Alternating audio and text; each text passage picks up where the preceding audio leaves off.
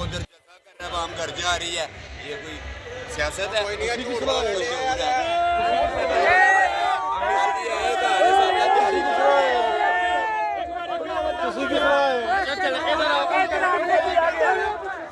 ये हाल है जी जलसे का। जलसा हो चुका है ख़त्म, मतलब आवाम जा रही है और एक बंदा था उसने अपना बयान रिकॉर्ड करा रहा है मीडिया को।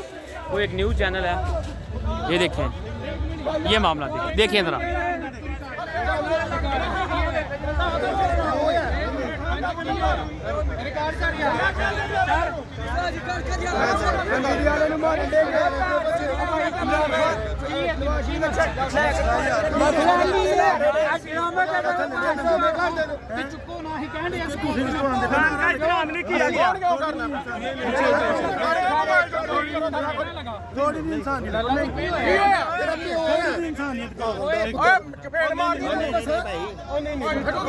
बुरी गल है यार।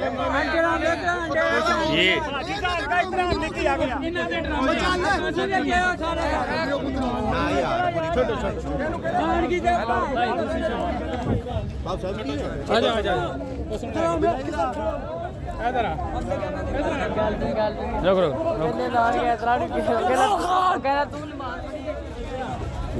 चुप चुप